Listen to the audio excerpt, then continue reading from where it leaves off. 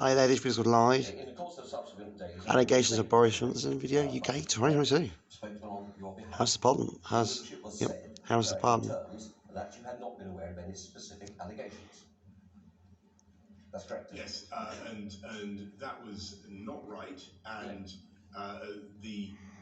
just so the committee understands what I was doing. So on the Friday, when the allegations were put to me in detail, and the fact that a complaint had been made, I was mainly engaged in talking to a witness and removing the whip from the member in question. That's what I. Okay, well, perhaps I can come to that. What we should have done at the same time, I then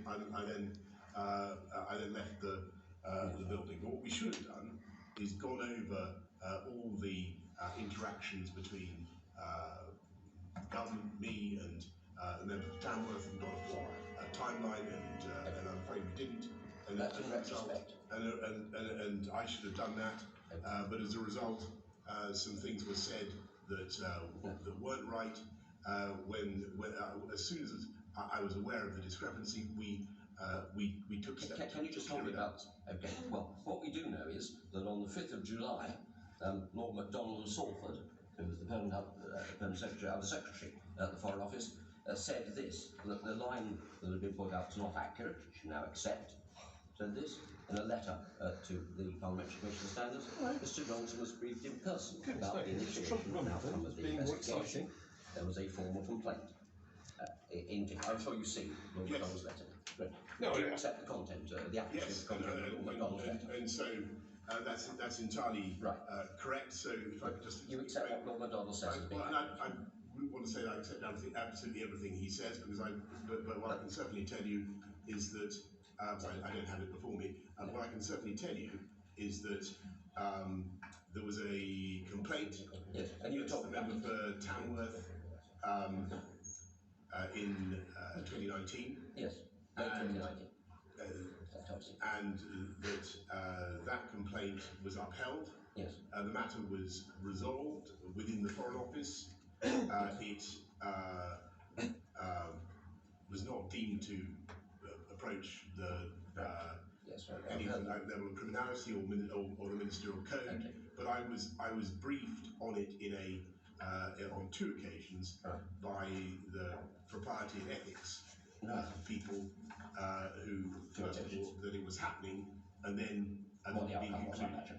And on both occasions, what I had was an extremely short oral account, of which there was on Friday there was no record of that in number 10. It didn't stick in your mind then? There's no written record of that. Liar. It isn't common for a serving Minister of the Crown to be subject to an allegation of sexual impropriety, is it? I don't want to go into the details of the allegations, because I think there are human resources issues there. I'm not certain that's a fair characterisation. Okay. Well, at all events, it was a serious matter, and this was someone who had worked closely on your leadership team only a few months before, so you'd be aware it was sensitive. That's okay. Yes. Okay. It was also to be fair, almost 2.5 years ago. Well, yes. But it's not the sort of thing you forget, is it, Prime Minister? Well, as I say, now that... Don't tell Pinocchio stories.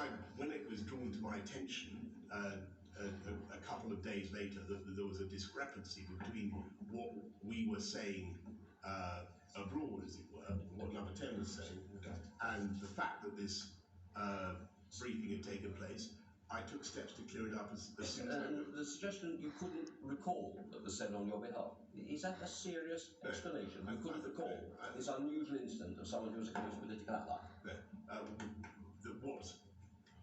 What we failed to do on the first day was to go over all the possible interactions between me and the member in question, all the possible decisions that I might have taken.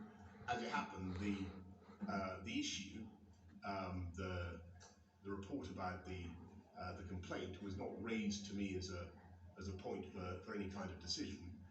It was simply something that was mentioned to me in the margin of other meetings as a point of as I recall, it was a point of information about what had happened, because it was the Foreign Office that dealt with it. But Prime Minister, when you were considering appointing him into the government most recently, Aye. how true is it that actually you wanted him to be chief whip? Not my recollection, I don't think so. I think the suggestion was that he was going to be deputy chief whip. I think that's what happened. And what happened to all the messages pouring into Downing Street about the risk of appointing this person? Well, Aye. There were plenty of them. Well, I don't know how many there were, but there was certainly. But why couldn't? I mean, there's a cultural problem here. Why couldn't the system hear that there was concern about this appointment? I don't think that's entirely fair. Well, then why did you refer it You're talking about ethics and to the ethics and proprietary director in the cabinet office? Why was that necessary if there wasn't a concern? Okay. Every ministerial appointment automatically goes to the proprietary ethics team, so they look at every one. William Ray. Good afternoon, Prime Minister. Good afternoon. I appreciate that today is a day of events, and though this meeting has not quite resembled a Moscow show trial, because I think certainly they were livelier, it must be nonetheless quite difficult, and I do pay tribute to you for turning up today. I wouldn't dream of being anywhere else.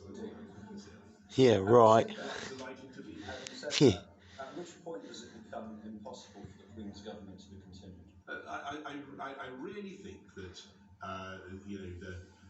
you're underestimating the talent, energy, and sheer ambition of members of Parliament, and they want to get things done. They want to get things done for their constituents, and the government of the country is being carried on with ever increasing energy. Well, they seem to want to get one thing done at the moment in time. I agree with you on that.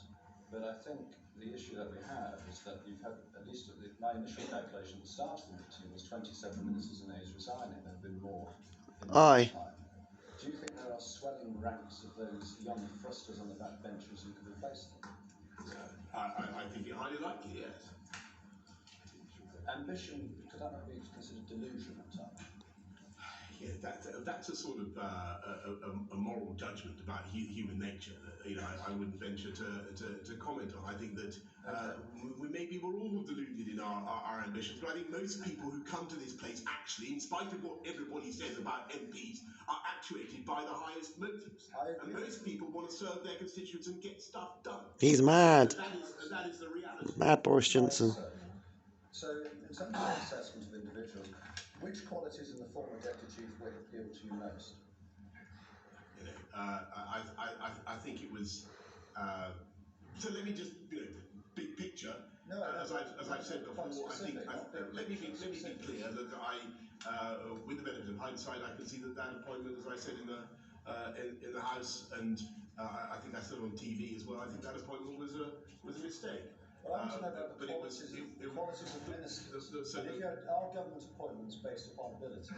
So it was put to me that like everyone we appoint, the member had excellent administrative skills. Administrative skills. Was he behind what's colloquially known as Operation Save Big Dog? To the Whoa. best of my memory, he was in addition to serving as deputy chief whip under the previous prime minister, he did a stint at the Foreign Office and then a stint at the Department of Communities and Local Government when he had a role in housing, and the accounts I had were positive. Casting our minds back to January and February. What's that in Pinocchio's? And certainly some people in the shadow whipping operation use their charm in order to persuade. And I think it's fair to say others use aspects of what might describe as being offensive to work that wonder for you. So why was Mr. Pincher the first to be invited into Downing Street on the day of the reshuffle when the most senior job available was that of Chief Whip? Ordinarily, it would be. Aye.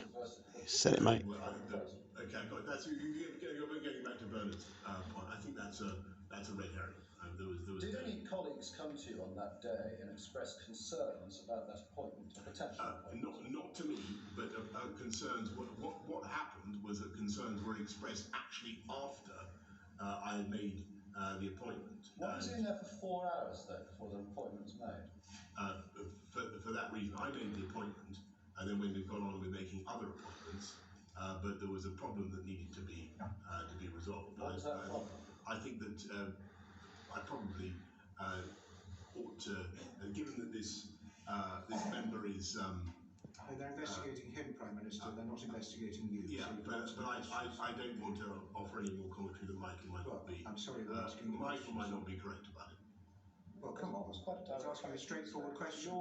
Your judgment and how you approach appointing ministers. Yes. So let me be clear. I made the appointment. You take your. There was then I then got on with making other appointments. There was then a delay while the matter was cleared up. In announcing the appointment, I was told that it had been cleared up, and we got on with it. What needed to be cleared up? It was a matter concerning another colleague, but I really don't want to. It would not be right for me to go into. No, it wouldn't be right, because what happened to that colleague wasn't right at all, was it? Well, I wasn't informed of that at the time, but having been subsequently informed about it, I can see that it's another reason not to have done, not to have had that minister, if it was true, not to have had that minister in place. But on the other hand, if it was true, do you believe that colleague who came to you or made overtures to number 10, or do you believe Mr. Yeah, stop saying vernaculars. Look, I think that these things have to be examined. I'm not going to make a but I think what happened was that my team interviewed both people and resolved the matter, and that's why.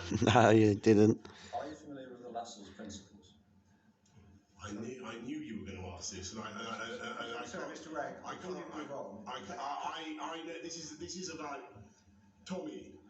Indeed, you watched the crowd. Yes. Yeah. Go on, remind me.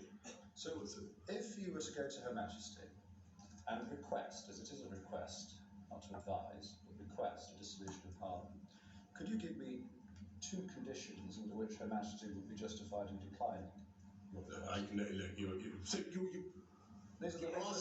You're asking about something that is not going to happen, unless everybody's so crazy as to try and have a new. Right, it's for the air police and fans. It's great, and we should sign